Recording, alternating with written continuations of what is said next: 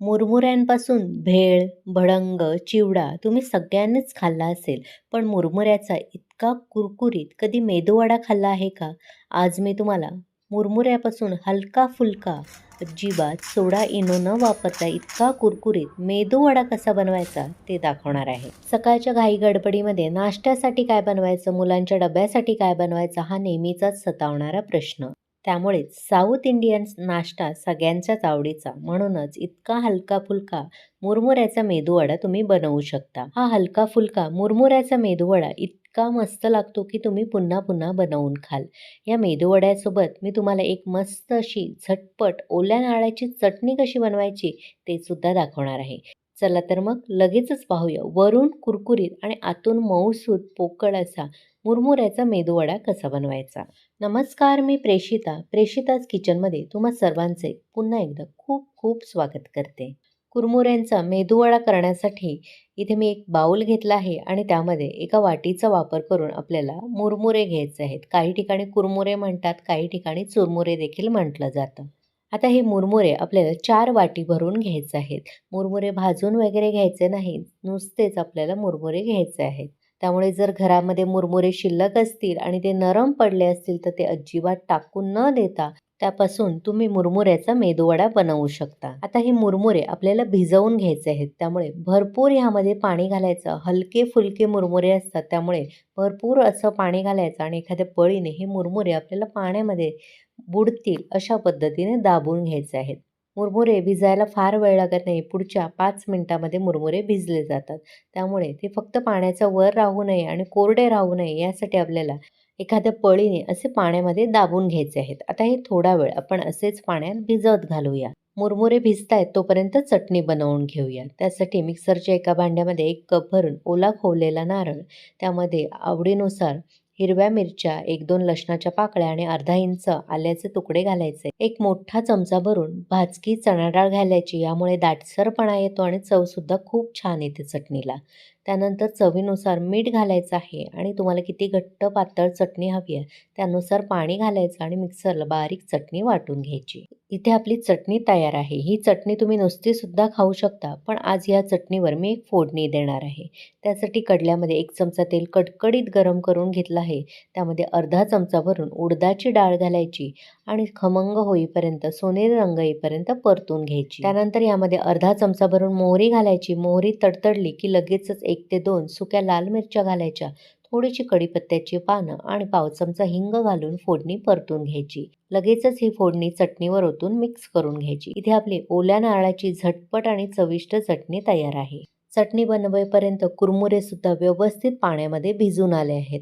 आता एखादं भांडं घ्यायचं आणि त्यावर गाळणी ठेवायची आणि त्यामध्ये हे भिजवलेले कुरमुरे घालायचे आहेत. म्हणजे यामधलं पाणी आपल्याला संपूर्ण काढून टाकायचं आहे. आता पाणी निथळून घेतलेले कुरमुरे आपल्याला एका मिक्सरच्या भांड्यामध्ये घालायचे आहेत आणि झाकण लावून फक्त मिक्सरला हे पल्स मोडवर 1-2 सेकंद फिरवून घ्यायचे आहेत. हा मुरमुऱ्याचा मेदूवडा छान कुरकुरीत होण्यासाठी ज्या वाटीने आपण मुरमुरे मोजून घेतलेले त्याच वाटीने अर्धी वाटी भरून आपल्याला रवा घालायचा आहे. बारीक जाड कोणताही रवा तुम्ही वापरू शकता. त्यानंतर यामध्ये त्याच वाटीने अर्धी वाटी भरून तांदळाचं पीठ घालायचं आहे. जे भाकरीसाठी वापरतो त्याचाच वापर करायचा आहे.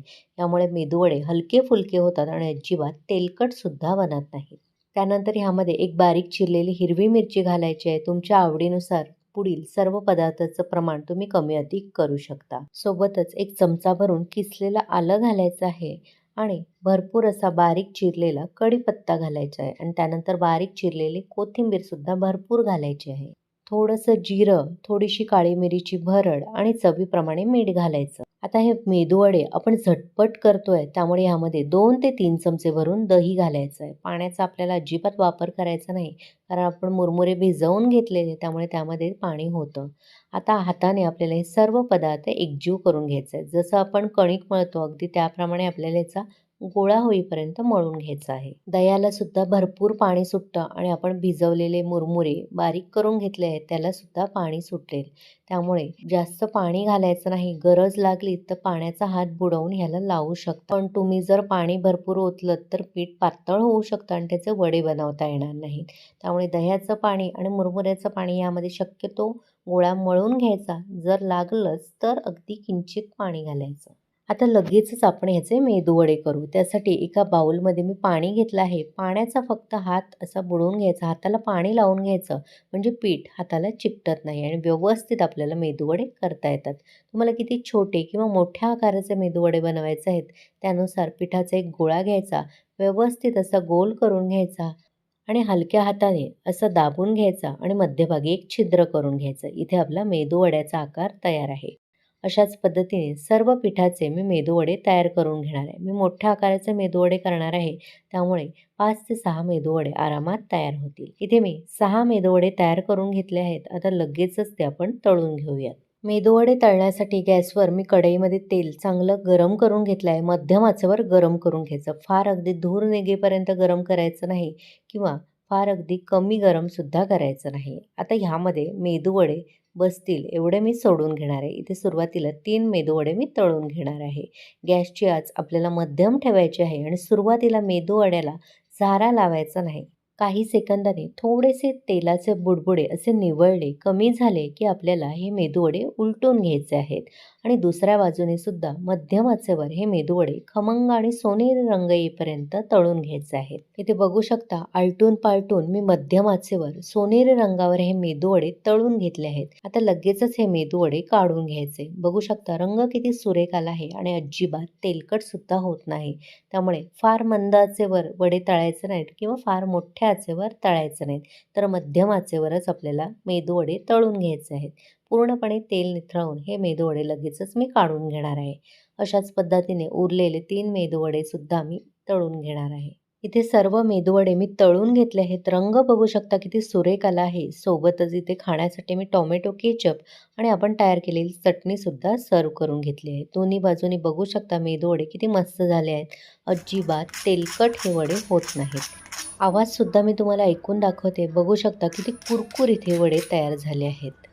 हा वडा मी तुम्हाला तोडून सुद्धा दाखवते. आवाजावरूनच तुम्हाला कळलं असेल किती मस्त वडे तयार झाले आहेत आणि आतून बघू शकता किती पोकळ आणि हलके-फुलके वडे तयार होतात.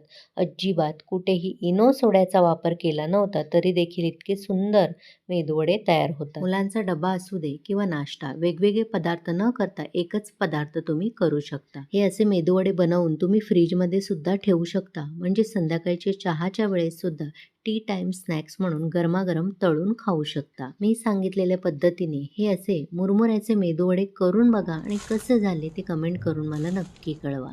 आजची रेसिपी आवडली असेल तर एक लाईक करा. जास्तीत जास्त लोकांना नेहमीप्रमाणे शेअर करा. प्रेषिताच किचनला अजूनही सबस्क्राईब केलं नसेल तर लगेचच सबस्क्राईब करा. सोबत असलेल्या नोटिफिकेशनचं ऑलचं बटन दाबा, जेणेकरून माझ्या अशाच सर्व रेसिपी तुम्हाला लगेचच पाहता येतील. चला तर मग पुन्हा भेटू अशाच मस्त स्वादिष्ट भरपूर टिप्स, अचूक प्रमाण आणि एखाद्या नवीन रेसिपीसह. धन्यवाद.